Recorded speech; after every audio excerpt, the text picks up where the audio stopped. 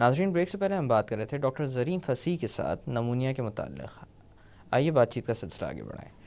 Doctor صاحب، جیسے کہ بچوں میں پائے جانے والے نمونیا کے بارے میں بات ہو رہی تھی، آپ نے بتایا کہ یہ بیماری تشخیص کے لحاظ سے کافی مشکل سمجھی جاتی ہے.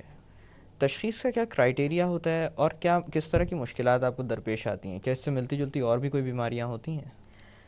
دیکھیں، تشخیص جیسے میں نے آپ سے کہا تھا، جو ہم بیسیکلی کمیونٹی لیول پہ، تو ہم اس کے لیے نمونیا ڈائگنوز کرنے کے لیے نہ ہمیں کسی بلڈ ٹیسٹ کی ضرورت ہوتی ہے، نہ کسی ایکس رے کی ضرورت ہوتی ہے. اگر سمپل نمونیا ہے، جیسے میں نے کہا تھا کہ بچے کی سانس کی رفتار جو ہے وہ تیز چل رہی ہے، بالکل، یا اور پسلیاں چل ایون رہی ہیں. یہاں تک کہ ہم یعنی مدرس کو پوچھتے ہیں کہ بھئی آپ بتائیں کہ بچہ نارمل جیسے سانس لے رہا تھا اس سے زیادہ تیزی سے سانس لے رہا ہے، اور پھر کاؤنٹ کیا جاتا ہے کہ آپ نے 1 منٹ تک سانس اپنی ریسپریٹری ریٹ کو کاؤنٹ کیا.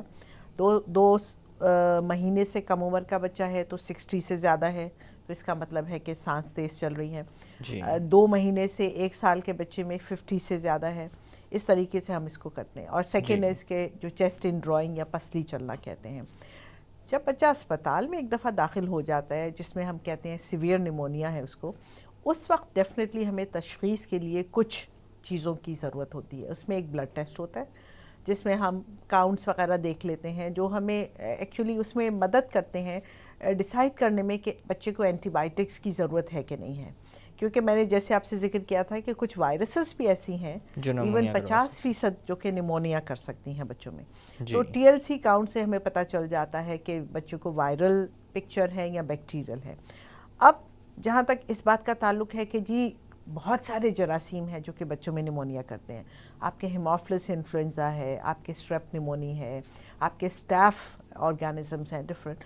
اب وہ معلوم کرنے کے لیے آپ کو بلڈ کلچر کی ضرورت ہے. تو یا تو آپ بلڈ کلچر بھیجیے، یا تھروٹ کا سیکریشنز وغیرہ کا، یا بڑا بچہ ہے تو سپیوٹم کلچر آپ بھجوا دیں گے. تیسری چیز جو کہ آف کورس ہر ایک کو معلوم ہے کہ ایک ایکس رے آپ سینے کا کرواتے ہیں، جس سے ہمیں پتہ چل جاتا ہے کہ نمونیا جو ہے وہ پھیپھڑوں میں کتنے لوبس کو یا دونوں سائڈ کو انوالو کیا ہوا ہے کہ اس نے نہیں. تو یہ 3 بیسک چیزیں ہیں جو ہمیں بچے میں نمونیا کو ڈائگنوز کرنے میں مدد دیتی ہیں. اچھا ڈاکٹر صاحب، علاج کا کیا طریقہ کار ہوتا ہے؟ اور جیسے آپ نے تذکرہ کیا کہ بیکٹیریا، وائرسز، مختلف طرح کے آرگینزمس ہیں جو کہ نمونیا کروا سکتے ہیں، تو کیا ان کی تفریق کی بنیاد پر علاج کی نوعیت تبدیل ہو جاتی ہے؟ جی بالکل بالکل. اور یہ بھی ہمیں معلوم ہے جو ہمارے ڈفرینٹ اسٹیٹسٹکس ہیں کہ جو بچہ ہمارا نومولود بچے کو اگر نمونیا ہو تو اس کے جراثیم مختلف ہیں، تو اس میں چوائس آف اینٹی بائیوٹکس الگ ہوتی ہیں. اگر 1 سال سے 4-5 سال تک کا بچہ ہے تو اس کے جراثیم مختلف ہوں گے، اور اس میں ظاہر اسی حساب سے ہم اینٹی بائیوٹکس دیں گے. اور بڑا بچہ ہے تو اس کے حساب سے ہم دیتے ہیں. جو نارمل ریکمنڈیشن ہے WHO کا یا یونیسیف کا ہمارے انٹرنیشنل لیول پہ، وہ زیادہ تر نمونیا جو ہے ہمارے پاس اس کی ٹریٹمنٹ کے لیے ایمپیسلن از دا ڈرگ جس سے آپ افیکٹولی اس کو ٹریٹ کر سکتے ہیں. تو جو ایک اور کنسیپٹ ہے ہمارے پاس، اور جو کہ ہمارے لیے بہت بڑا آج کل ایشو چلا ہوا ہے، کہ misuse and overuse of اینٹی بائیوٹکس. کیونکہ جب ہمارے پاس اسپتال میں بچے جب آتے ہیں ریفر ہو کے ڈفرینٹ کلینکس میں دکھا چکے ہوتے ہیں، جی پیز کو دکھا چکے ہوتے ہیں، اور انہوں نے 3rd جنریشن یعنی سیفیلوسپورینز اور ایسی دوائیاں یوز کی ہوتی ہیں کہ جن کا ڈوز صحیح نہیں ہوتا، اور یا چوائس آف اینٹی بائیوٹک صحیح نہیں ہوتی، تو پھر ہمیں وہ پرابلم سٹارٹ ہو جاتی ہے کہ وہ جراثیم میں ریزسٹنس ڈیولپ ہو جاتا ہے. تو وہ ان میں وہ اپنے اندر ایک ایسا سسٹم ڈیولپ کر لیتے ہیں کہ جب آپ ان کو اینٹی بائیوٹکس دیں بھی تو وہ پھر وہ کام نہیں کرتی ہیں. اور میرے خیال سے اس دفعہ ورلڈ ہیلتھ ڈے کا بھی یہی ٹاپک تھا کہ جو جراثیم میں تبدیلیاں آتی جا رہی ہیں، جو ریزسٹنس پیٹرن ڈیولپ ہوتا جا رہا ہے، اور وہ اس میں ہمیں ایمفیسس یہی دینا ہے. اور اسپیشلی ہمارے جو جنرل پریکٹیشنرز ہیں جو کہ 70% لوگوں کو کمیونٹی میں دیکھتے ہیں کہ وہ چوائس آف اینٹی بائیوٹکس جو ہیں وہ اپنا صحیح کریں. اور سمپل جو اماکسسلن گروپ ہے یا ایمپیسلن گروپ ہے، اس سے آپ تقریباً سمپل جو عام نمونیا ہے اس کو آپ بالکل ٹریٹ کر سکتے ہیں. اور اس میں ریکمنڈیشن یہی ہے بچوں میں خاص طور پہ، جیسے میں آپ سے کہہ رہی ہوں کہ آپ ان کو اورل اس پہ رکھیں گے. ماں کو یہ ضرور بتائیں گے کہ بھئی اگر بچہ 2 دن میں ٹھیک نہیں ہو، یا اس کی طبیعت زیادہ خراب ہو جائے، یا وہ دودھ پینا چھوڑ دے، تو پھر آپ نے فوراً اس کو اسپتال لے کر آنا ہے. یہ ہمیں یہ اس سے پتہ چلتا ہے کہ وہ بچے کا رسپانس دوائیوں سے کیسا تھا, کیونکہ اگر وہ نہیں رسپانس دے رہا تو دیٹ مینس کہ ریزسٹنس ہے, پھر اس صورت میں ہمیں سیکنڈ لائن آف ڈرگس پہ جانا پڑتا ہے. یعنی یہ اس چیز کو بھی ظاہر کرتی ہے کہ جو دوا دی جا رہی ہے وہ کام بھی نہیں کر رہی اور بیماری مزید بڑھتی جا رہی ہے. مزید بڑھتی جا رہی ہے, بالکل. اچھا ڈاکٹر صاحبہ, جیسے کہ ایک اور بات ہم نے ڈسکس کی تھی کہ یہ بیماری پھیلتی بھی ہے, تو اس طرح کی کنٹیجس ڈیزیز یا متعدی بیماریاں جو ہوتی ہیں ان کو کنٹرول کرنے کے لیے کس طرح کے اقدامات کرنے چاہیے, یا مریض کو کس طرح سے الگ رکھنے کی ضرورت ہوتی ہے ان مریضوں کو یا نہیں؟ دیکھیں ایز سچ جب 50% تو ہم نمونیا کے کیسز کو گھر پہ ٹریٹ کرتے ہیں, جیسے میں نے آپ سے کہا کہ بچے کو ہم ماں کے ساتھ گھر بھیج دیتے ہیں. ماں کو ہم ایڈوائز کرتے ہیں کہ آپ بچے کو اپنا دودھ پلاتی رہیں, بریسٹ فیڈنگ کو کنٹینیو کریں.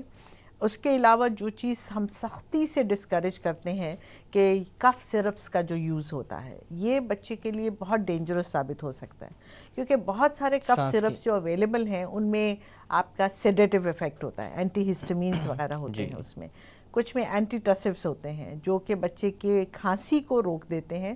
تو وہ جو ایک پروٹیکٹیو میکینزم ہے کہ اسے بلغم وغیرہ نکلتا ہے, وہ چیز رک جاتی ہے, یا بچہ ڈراؤزی ہو جاتا ہے.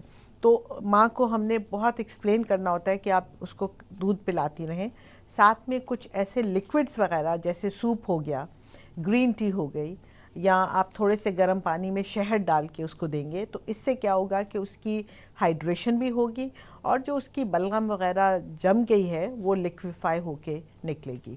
تو یہ کچھ احتیاطی تدابیر ہم مدرس کو بتاتے ہیں. بچے کو الگ رکھنا یا اس کو بالکل کمرے میں بند کر دینا یا آئسولیٹ کرنا, یہ چیز بالکل ریکمینڈڈ نہیں. اچھا, یہ بات میں بچے کی جانب سے نہیں کر رہا تھا, ایسا بھی اکثر ہوتا ہے کہ والدین میں سے کسی کو نزلہ زکام چل رہا ہے یا کوئی انفیکشن وغیرہ چل رہا ہو, تو کیا ان کو بھی بچے کے پاس آتے جاتے اپنی صفائی کا خیال رکھنا چاہیے تاکہ بچے تک وہ بیماری پہنچانے کا باعث نہ بنے؟ یہ میں دیکھیں, جہاں تک ماں کا تعلق ہے تو ماں کا اور بچے کا اتنا تعلق قریب ترین نیچرلی ہے کہ ایون کہ اگر جیسے کچھ ماؤں کو ٹی بی بھی ہوتی ہے تو بھی وہ ماں اپنے بچے کو نرس بھی کر سکتی ہے, بریسٹ فیڈ بھی کرا سکتی ہے اور اس کی کیئر بھی کر سکتی ہے. یہ احتیاطی تدابیر ہم ضرور ایڈوائز کرتے ہیں کہ بھئی اگر گھر میں کسی بڑے بچے کو یا کسی بڑے افراد میں سے کسی کو نزلہ کھانسی ہے تو وہ بچے کے ڈائریکٹ اوپر کھانسے نہیں, سنیزنگ نہ کرے, یعنی ان چیزوں کا تھوڑا سا ہم احتیاط کرتے ہیں. مگر جہاں تک ماں کا تعلق ہے, اگر ماں کو ہے تو ظاہر ہے ماں بچے سے الگ نہیں ہو سکتی ہے. بالکل. اچھا ڈاکٹر صاحبہ, جیسے کہ پہلے بھی تذکرہ ہوا تھا ماں کے دودھ کا, ہمارے یہاں کے بچوں کی ایک اور بہت بڑی پرابلم یہ ہے کہ میل نیوٹریشن بہت زیادہ نظر آتا ہے ہمارے یہاں. بالکل. تو کیا یہ بھی ایک وجہ بن سکتی ہے کہ ہمارے بچے زیادہ صف اول میں شمار کیے جا سکتے ہیں کہ ان کو نمونیا ہو یا اس کی وجہ سے ان کو جان کا خطرہ لاحق ہو؟ دیکھیں, جو رسک فیکٹرز آتے ہیں کہ کون سے بچے ایسے ہیں کہ جن کو اگر نمونیا ہو تو ان کی ڈیتھس ہو سکتی ہیں, اس میں ٹاپ موسٹ میل نورش بچے آتے ہیں. اب افسوس کے ساتھ کہنا پڑتا ہے کہ پاکستان میں میل نیوٹریشن اتنا زیادہ کامن ہے, اور اب آج کل جو اکانومی کا حال جا رہا ہے, ہم ایز پیڈیٹریشنز ہم لوگوں کا سب سے بڑا وری یہ ہے کہ آلریڈی فائنینشیل کنسٹرینز ہیں کہ بھئی انکم کا ذریعے کم ہے, اوپر سے پھر جیسے ہماری نیشنل آفات ہیں, فلڈز آ گئے ہیں, تو اب جو سندھ میں ہم اب دیکھ رہے ہیں کہ بچے جو آلریڈی پہلے میل نورش تھے وہ اب ان میں غذا کی کمی اور ہوتی جا رہی ہے. اچھا, غذا کی کمی میں دو طرح کی کمی ہوتی ہے. ایک تو یہ کہ بچے کا وزن اپنی عمر کے حساب سے کم ہے, جس کو میل نیوٹریشن آپ کہتے ہیں, مگر اس کے علاوہ کچھ ایسی بھی چیزیں ہیں, وائٹامنز وغیرہ ہیں, وائٹامن اے ہے آپ کے, جیسے وائٹامن ڈی ہے, جو کہ آپ کو غذا سے, آپ کو پھلوں سے, آپ کو دودھ سے بنی ہوئی چیزوں سے ملتی ہے. اب جب بچے کو وہ چیزیں نہیں ملیں گی تو اس میں یہ مائکرو نیوٹرن ڈیفیشنسیز بھی آ جاتی ہیں. اب یہ بچے جو ہیں جب ان کو نمونیا ہوگا تو ظاہر ہے پھر یہ ان میں اس سے اپنے آپ کو پروٹیکٹ کرنا یا سروائیو کرنا بڑا مشکل ہو جاتا ہے. اگین بڑا انٹرسٹنگ فیکٹ ہے یہ ورلڈ وائڈ کہ وہ دنیا کے وہ ملک جہاں پہ بچوں میں وائٹامن اے ڈیفیشنسی دیکھی جاتی ہے, وہ ایز سچ نظر نہیں آ سکتی, مگر ظاہر ہے ایک ڈاکٹر پک کر سکتا ہے کہ بچے کو رات کو نظر نہیں آتا, نائٹ بلائنڈنس شروع ہو جاتی ہے, یا آنکھوں میں اس کی چینجز آنی شروع ہو جاتی ہیں. اسی طریقے سے وائٹامن ڈی کی جو کمی ہے, اگر بچے کو آپ ایسے ایریاز میں رہ رہے ہیں, فلیٹس میں ہیں, اوور کراؤڈنگ ایریا, جہاں دھوپ کا ایکسپوجر بچے کا نہیں ہے, تو وائٹامن ڈی کی کمی ہو جاتی ہے بچے میں. اور وہ بچے جو ہیں جن کو وائٹامن ڈی کی کمی ہے, ان میں بھی نمونیا کے چانسز بڑھ جاتے ہیں, کیونکہ ان کی پسلیاں ویک ہوتی ہیں. تو اب یہ ایسی چیزیں ہیں, یہ ایسی پرابلمس ہیں کہ جن کو آئیڈینٹیفائی کرنا اور پریونٹ کرنا بہت ضروری ہے, تاکہ آپ بچوں میں نمونیا کو کم کر سکیں. اور تھوڑا سا مشکل بھی ہوتا ہے آئیڈینٹیفائی کرنا. بالکل, اس کے لیے آپ کے لیے پراپر, کیونکہ ویٹ کم ہوتا ہوا تو پھر بھی نظر آ جاتا ہے, یہ مگر اس طرح باقی کی چیزیں کمی نہیں نظر آتی. بڑی مشکل سے. وہ جب ہمارے پاس ایک بچہ آتا ہے جس کو ریپیٹڈ نمونیاز ہو رہے ہیں, تو ظاہر ہے پھر ایز ہاسپٹل میں آنے کے بعد ہی آپ اس کی پراپر تشخیص کر سکتے ہیں. جی ڈاکٹر صاحب, یہاں پہ تھوڑی دیر کے لیے باتوں کا سلسلہ روکتے ہیں. ناظرین, وقت ہو ایک چھوٹی سی کمرشل بریک کا. بریک سے واپس آ کر بچوں میں پائے جانے والے نمونیا کے متعلق مزید بات کی جائے گی. Keep watching the health show.